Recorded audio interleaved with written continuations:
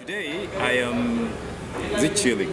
Yeah, I'm chilling with Anne Mvurya. Yes. Anne Mvurya. So Anne, apparently she's Not apparently. not apparently. Yeah, I am. Thank you.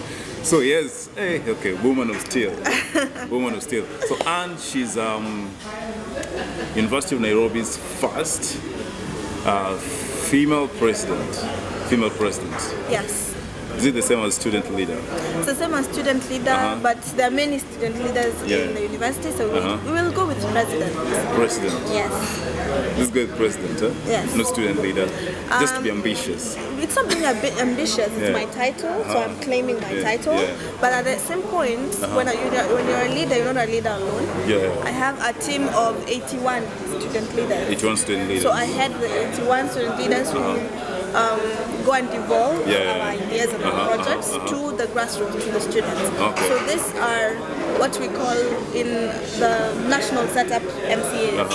Yes. All right. So we have governors, MCAs, and now the top executive, where I am the president. Okay, so how's your day like as a president? As a president, first and foremost, I'm a student, so I have to. Did you have like security around, like Secret Service?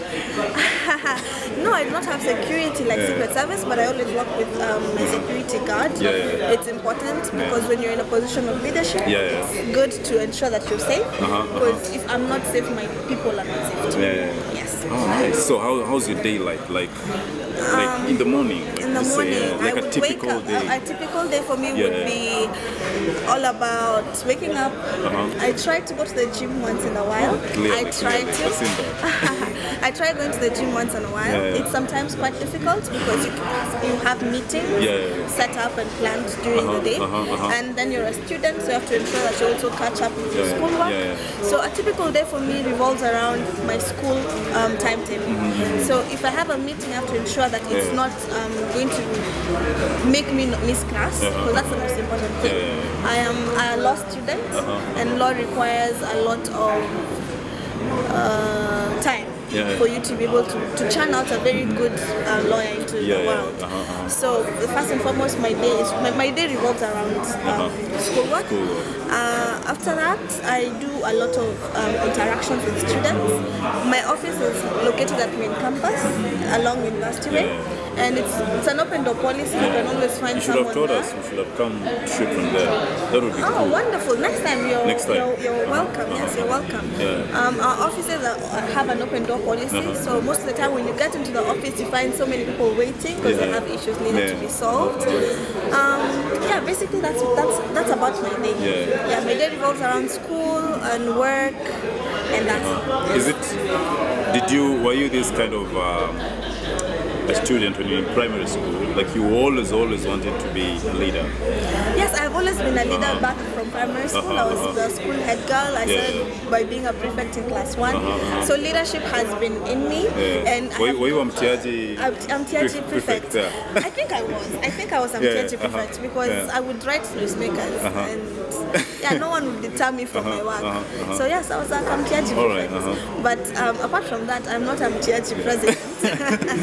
I fight for my students to get reinstated once they're suspended. And in the few months, the 3 months I've been in office, we've been able to bring back around 10 students back into the system, which is an amazing thing because their lives depend on whether or not they go to school, and their lives depend on whether or not they graduate. So when they get suspended and they have truly reformed, why not have them get back to school? So how was your upbringing? Are you born from like a family whereby most people are leaders, most people are getting to leadership? How did it, like how the inspiration behind you getting into leadership and all that kind of stuff? Do you think it's upbringing or it came naturally? I would say upbringing and the people you surround yourself with. I've always surrounded myself with go-getters. And most of these go-getters do not only lead in terms of politics and school and stuff like that. You can surround yourself with leaders who are corporates. They head corporate organizations. They have tried to start up different things. So leadership does not only mean you're a leader in the capacity of politics, but also a leader in other spaces.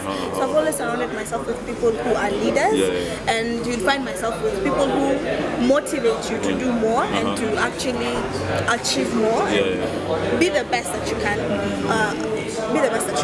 Therefore, I would say the fact that I've surrounded myself with people who are go-getters, it's also helped me to become a go-getter in my own space, because we all have different spaces to occupy. Oh, amazing, amazing. So, when, let's say for example, before we even get into like your current life as a president of University of Nairobi, is there someone that you used to look up to and you're like, one day I want to be in this position? Like, was it something out of, you had a goal that, you know what, I want to be a head girl, I want to, after being a head girl, I want to get into campus, be let's say, how do you say, be the head of finance or something like that? Was it strategic, or it just something that just came out of admiration, out of ambition? I would say the person I used to look up to when I was younger was Njokindungu. I find her to be a very motivational kind of person. You kind of look alike. Oh, we do. You and Njoki and Waikuru. Okay, so I used to look up to Njokindungu, and that's how I ended up being a lawyer. So I loved the way she carried herself, how she articulated issues, and just by the mere fact that she was able to achieve so much and being a lady, I used to look up to her. So growing up, I never thought I would become the president of the University of Nairobi. It was actually a privilege to be called to go to the University of Nairobi, because most people want to get that chance and they don't. So I had never thought that one day I would vie for that position. I vied for that position out of necessity, because there was a lack of student representation in the university. The people who were there were not there for the students, they were there for their own personal gain. And it was about time that someone came and decided that I will not go fight for myself, I am going to go fight for the rights of students. And that's why I'm saying we've brought so many students back, the ones who are suspended, the ones who do not have jobs, we have tried to create job opportunities for them. So this is a year where leadership is not personal, but leadership is for the people. And that is what I campaign with, and I'll ensure that I do deliver on that. Do you read books? I do.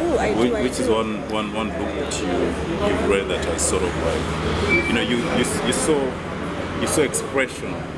So which is this book that you're reading? The book I'm reading now is called Dear Madam President, and I got that book as a gift. From AYLF, they are a youth leadership group. That's Yali Leadership Fellowship. I got that. Yali or Yali before people bash me on social. I got that book from them, but from the AYLF section. I got that book from the AYLF, and that's what I'm reading now. But the book that made me who I am is a book by Chimamanda Ngozi. Oh, we should all be feminists. I'm feminist. You're a feminist. So the book is We Should All Be Feminists, and that gave me the strength to stand up for me, for myself, and for other women too. I'm hosting Chimamanda very soon. Oh, wonderful! Kindly call me to come, and I'll even be your mic. There is a series. I'll set up your mic. There is a series, just to mention it. So there is a series that is coming. It's called Influence Africa. That I'm featuring some of Africa's top personalities who are changing African narrative. This lady has changed a lot of lives of young women in society. Women now are more expressive. Not even women, even men. Even men too. Wonderful. Yes, I have read a lot of her books, and I love her strength and courage. Yes, I hope to be half of what she is. She's amazing. She's amazing. So, which leader do you look up to, both in Africa and international? I love Michelle Let's start with Kenya. Okay, in Kenya, I look up to Monica Juma.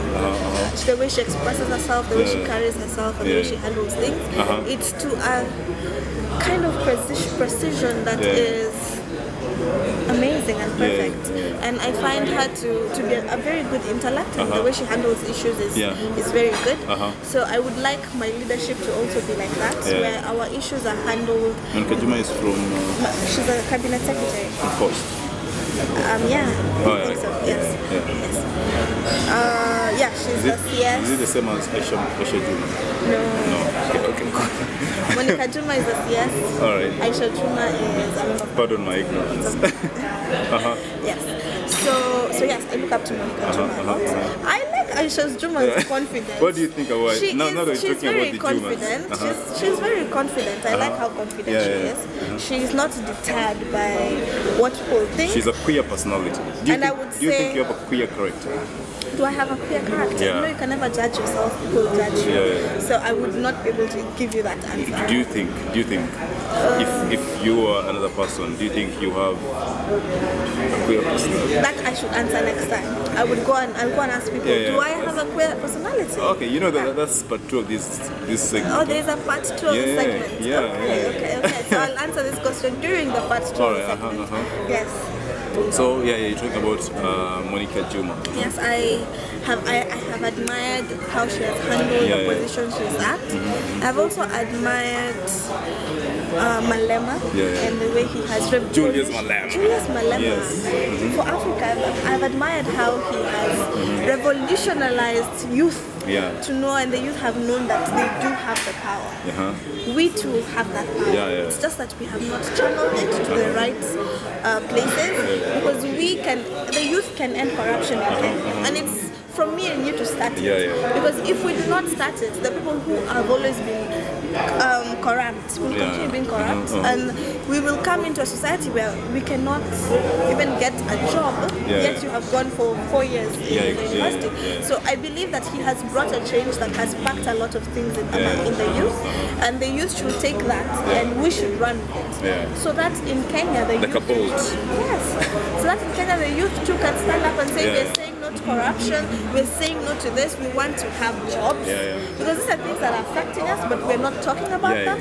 And at the end of the day, 5 years later, we'll come and be bribed that next year we're going to finish corruption, and it's still going to continue. So he has sparked something among the youth that we should also spark in Kenya, and we're going to spearhead that. So, when did you decide that you want to be president of United Nations? Amen to that. UoN, amen to that. Amen to that. Amen to that. As I said, it was out of necessity. Looking back, I was among the last people to come out and say, I am going to vie for this position. I was actually the last person. I came out to vie a month to election. But once I looked at the groups that had formed and the leaders that were coming out to say, I want that position, it did not make sense, because that was the same breed that used to be there and was there for their own personal gains and not for the students. And that's when the students pushed me and said, Anne, we have seen you work before, because I was in the previous government, we have seen you work before, and it's about time that you take the top position to ensure that student representation is the core of what you're doing. Let's talk about, that's amazing, good cheers for that. Thank you. Let's talk about your childhood. Okay. What are some of the craziest things you've done as a kid? Craziest things I've done? Were you a naughty kid? No, I was not. You weren't? I don't think I was. Were you stubborn? Yes, I was. Yes, I was. No, I am the last one in a family of 2. Okay. I only have one more other sister. What was the craziest you've done as a kid? I would say I was not stubborn, but I was very opinionated. Very opinionated. My mom had a headache crazy because she would tell me do this, and I would be like, no, we're doing this. She's like, I'm your mother, and I'm like, okay, that doesn't mean you can be a dictator in this house. So yeah, I would not say that I was stubborn, but I was very opinionated, and I believe that I still am. Your parents are very supportive, yeah? Yes, my parents are very supportive in what I do. That's amazing. How does it feel? Because I know the reason why I always like asking this question is because I think we live in an era whereby it's important for our parents to support each and everything that we're doing. Like how has been that support coming from your family impacted you as a leader, as a youth, one as a millennial and as a leader? I would say my family has been part and parcel of me getting to where I am. Yeah. Because if I was opinionated when I was young and they would beat me for being opinionated, I would not be the leader that I am today, because I would be shy and timid and I would not be able to express myself, even to people who are older than me. Because when you're a student leader, you have to, you're meeting with professors and you're talking to big people who are learned. So if you're not opinionated, and when I was young someone used to beat me because I expressed an opinion, I believe I would not be able to serve my students the way I'm serving them now. So I think from the onset my parents have been very supportive, and it has led to this right now. I would say they were a bit skeptical when I told them I was vying for the position of chairperson, because we know University of Nairobi is known for good shape. It is known for being rowdy, and for you to be a leader you have to be quite strong to undergo. How are you coping up with that? You have to be very strong. As a woman, I've been abused, not physically but mostly cyberbullied. Yes, verbally I've been cyberbullied. I am still cyberbullied. You have to be very strong, and once again, as I said, I'm not here for my own personal gains. I like that question. I'm not here for my own personal gains. I am here for the students. So whenever I lack that strength, I remember what happened before I decided I would buy. The students are the ones who pushed me to get to this position. So it does not matter what I go through as long as I'm impacting change, and I am impacting that change. Yes. Do you cry? I would say that everyone has a weak point, and I would not say that I have not cried before, but I do not cry in public, and I will never cry in public. That's so good. You know, I thought you'd say, no, I am strong, I don't cry. I'm not here to lie. I'm not here to lie. I am very open and genuine. So how are you trying to, like, what's your this is very, very important. What is one thing that you want to achieve, especially as the first woman's president of University of Nairobi? So I don't know why I keep on saying United Nations. It's a premonition. Yes. And once I get to the UN, I'll call you and tell you thank you for having predicted. Hata kwa speech. Sawa. Wilkins, Fadhili, aliniambia this. No, ulie. So I'm giving up to Wilkins for this prophetic word. In public, sasa nitakwambia speech yako kando na nitalia kando. Sawa. We'll hold on to that. What are the things that you want to achieve? Let's call it legacy. You know, two terms, you can never move a mountain in a day. And also Rome wasn't built in a day. So I have not put a lot of pressure on myself to try and achieve the impossible. There are certain things I said we would achieve, not the things we are going to do, and we have started doing. Things like reinstating suspended students, we have done. The other thing is we are changing the constitution, because this constitution is oppressive to students. The process has already begun, and hopefully within the next few months we'll have a changed constitution. And if I'm able to change the constitution, I've achieved my #1 manifesto, and that is what and that is what brought me into that position. That is what I campaigned for, and that is what I will do for students, and I will have achieved what I set out to achieve. Apart from that, we have now revived activities. Student activities were dead. We have started the UNSA magazine, first of its kind. UNSA magazine. UNSA magazine. Okay. UNSA is University of Nairobi Students Association magazine. I can feature you in our magazine. Please Talk to me. Niongeleshe vizuri. Yeah, please do. So yes, we are going to have our first magazine. It's never happened before. We are also doing something. Will you guys launch the magazine? Yes, we are launching the magazine. So am I getting an exclusive to cover the launch of the magazine? Sure. You're welcome. Okay. We'll be doing that sometime towards the end of the year because we've already started the process. So let's give it a few months to be able to actualize it. Right. We have increased bursaries for students, needy students who are always given us very small amounts. My government has come in place and we have increased bursaries to needy students and also increased the number of students who would get bursaries from our kitty. We have also done something called Adopt a Room project. Students live in very poor conditions. So I have gone to different stakeholders and asked them to adopt a room by coming and changing the mattresses, painting it, and ensuring that at the end of the day, we have good standards for students to live in. And lastly, I believe that we as Kenyans have neglected the fact that our globe and earth is suffering. So we have started the process of installing solar panels to all our hostels to ensure we have green energy. That's beautiful. That's beautiful. You come off as very as very authoritative. As very opinionated. Okay. Are you seeing someone? Am I seeing someone? No. Why? Why? Yeah. Maybe they think I'm authoritative and opinionated, so they're not approaching. No, I'm joking. Hey, you guys, you should send DMs. No. I believe that everything has its own season. And my dating time, as of right now, it's not that season. It's not that season. Yes, it doesn't mean that I haven't dated before. I have dated before. Who's your kind of man? I'll not answer that question. My kind of man is someone who supports me in all I do. Yes. Someone in leadership? Not necessarily. Not necessarily. Just someone supportive. Someone supportive. Someone will not come and tell me, Anne, I believe now that you've been president, nataka someone look kwa nyumba. No. That's hiyo era imeisha. So as long as someone is supportive, that's my kind of person. So do you have a life? Do you have a life? Like do you have a social life?